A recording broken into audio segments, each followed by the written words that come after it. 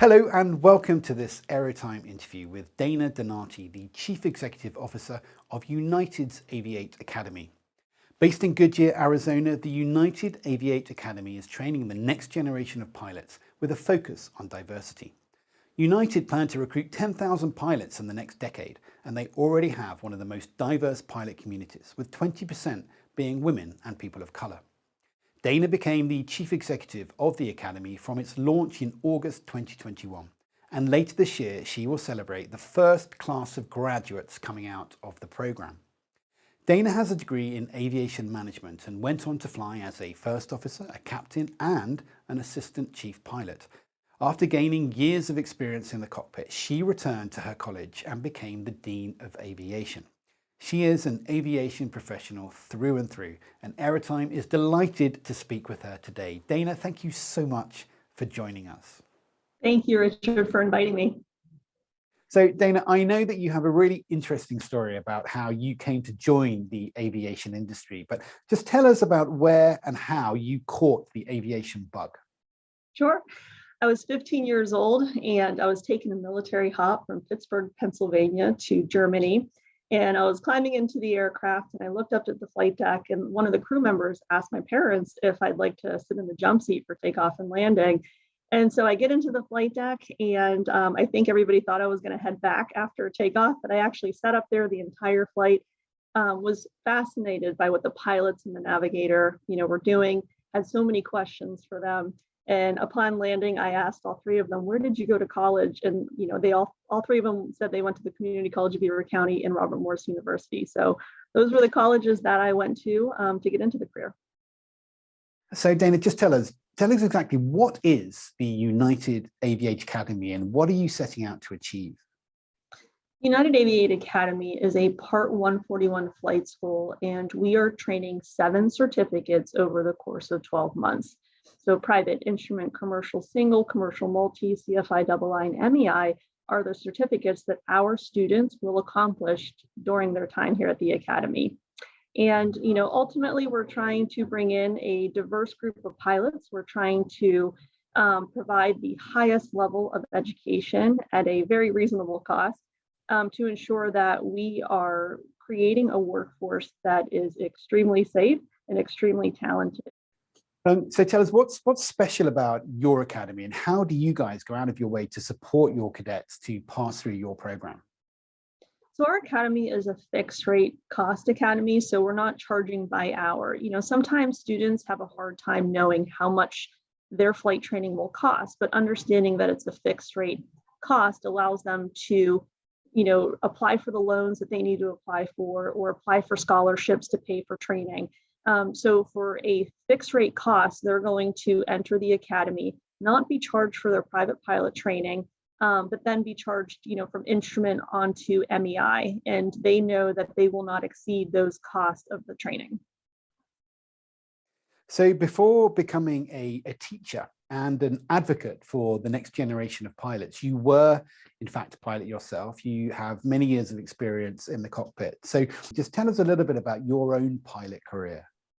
Yeah, so I was an airline pilot at the age of 22 after a few years of flight instructing.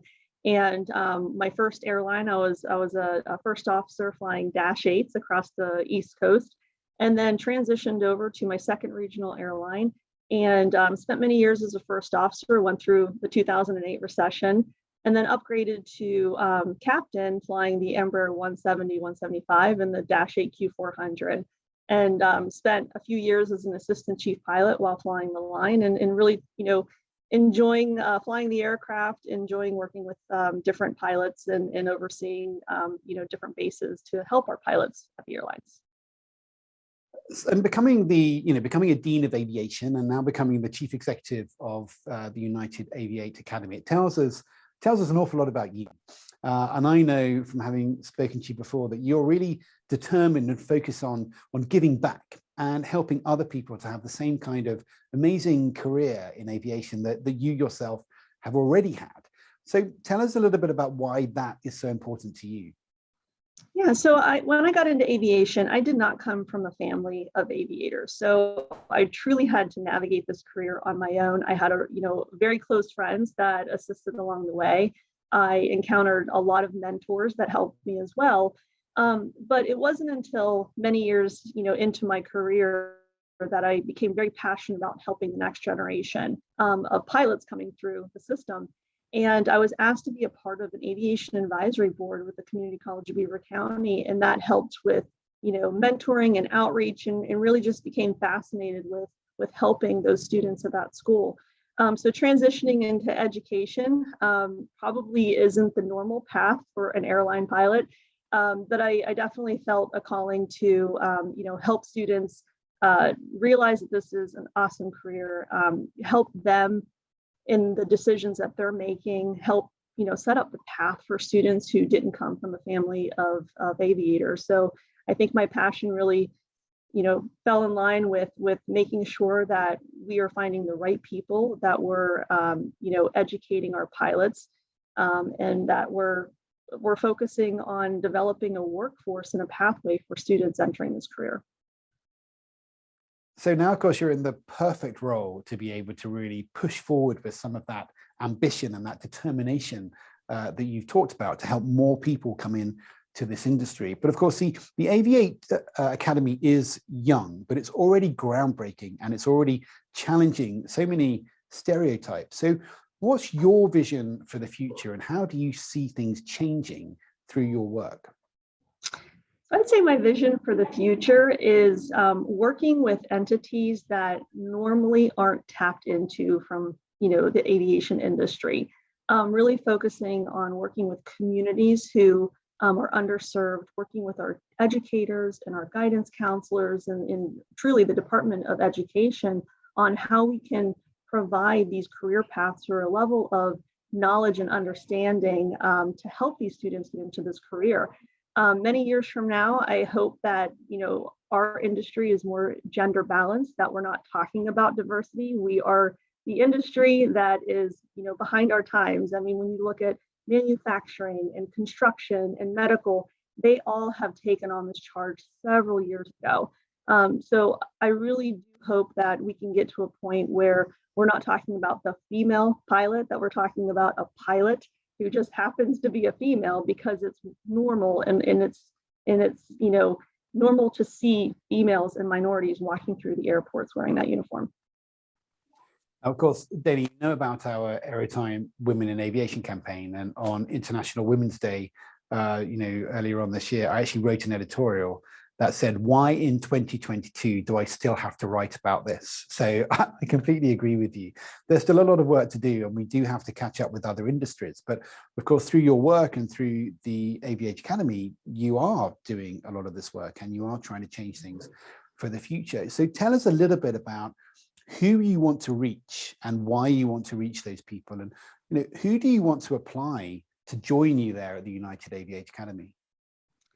We're looking for students who are highly motivated, who are determined, who are coachable, who have good judgment, and bringing in students who have those soft skills and willing to learn the technical skills. Those are the students that we're looking for that are going to fly our airplanes and our passengers. So it's making sure that we're reaching out to all communities. This career should not be a career that can only tap into those that can afford it. We need to find skill levels everywhere, because there's people that look at the cost of training and are pushed away just because they can't afford it. So how can we partner with the right communities, partner with the right entities to ensure that everybody who has the skills and the technical skills to enter this career has the opportunity? And of course, you do an awful lot of work. You do everything you can to help those people into an aviation career, but you also work with benefactors, and you have benefactors who are supporting you and helping you to make that a reality for a lot of those people. So what can you tell us about the benefactors and how do you work with them? Yes, so United actually has partnered with several organizations, JP Morgan Chase, Sisters of the Sky, Women in Aviation, Latino Pilots Association, Organization of Black Aerospace Professionals, Professional Asian Pilots Association and the National Gay Pilots Association, because we know we can't do this by ourselves. It's through those partnerships and those outreach programs that scholarships are being awarded, that different communities are being tapped into. So we truly are proud of our partnerships and the work that our nonprofit organizations and different entities of aviation are doing. We're going to do this together to change those numbers and create a more diverse environment for our pilots. I mean, I always find it really inspiring and really encouraging when I hear stories like that. You have that that group of groups of people who you're working together with to try and create change, trying to affect change, and I think that's a really exciting thing. You and I both know that the aviation industry has changed, but it still has a long way to go in terms of the change that is still needed. And we're trying to encourage people to see the aviation sector as one of the most exciting sectors to have a career in. You and I have both been blessed to have that career in the aviation sector, and I'm sure neither one of us would change it for anything. But we still have a job to do to encourage that next generation of people to come through. But what's your message at the moment to the industry about how the industry needs to change in the future? I think my message would be to create more outreach and professional development programs and mentorship programs. We can't expect students to enter this career if they don't know, what to ask, who to go to, where to go. So it's really encouraging, more individuals to work with their local airports, to work with their local school districts, to ensure that we can bring students on campus at the airport, or just engage with them with different, not only organizations in the industry, but different careers. There's so many careers in aviation. It's not just being a pilot. I would say that being a pilot is probably the coolest, but there's so many different careers in aviation. So how can we expose our students and our youth to these different careers? And that's really giving them different experiences. If it wasn't for that one experience when I was 15 years old, I don't know exactly where I would be. So I really encourage organizations, especially in aviation, to give our youth the experiences they need so they can see if this is a career that they're interested in. And that our Airtime Women in Aviation campaign has already reached people in 6 continents, all across the world. And, we're really proud of the work that we're doing here at Airtime to try and, help that change. We were very fortunate recently to talk to 2 of your cadets, Ricky and Natalie, and they shared with us their experiences of their journey to the cockpit. And of course, really encouraging for other people following in their footsteps. But what would you say to young women and girls who are thinking about a career in aviation, or maybe even those who haven't yet thought about a career in aviation? What would you be saying to those people right now? I'd say just try it, go to that airport. There's so many opportunities for discovery flights at airports across the country. So you can spend, an hour in the air for a pretty low cost. So reach out to those flight schools, talk to pilots, get your high school involved with the local airport. I know a lot of airports do tower tours of the air traffic control towers. You can tour a hangar to see if maybe being an aircraft mechanic is an opportunity for you. So it's really ensuring that our students are asking those questions, but also the adults helping the students navigate this career and exposing them to all the different opportunities in aviation. So I know how proud you are to be working in this role now, and how proud you are of the work that is going on at the United Aviate Academy.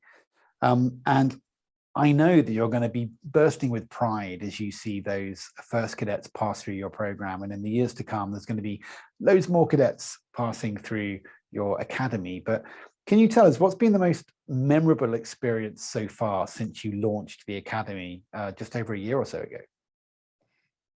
I would say watching our students, accomplish their check rides, walk in after a solo, It is amazing to see the camaraderie here at the Academy.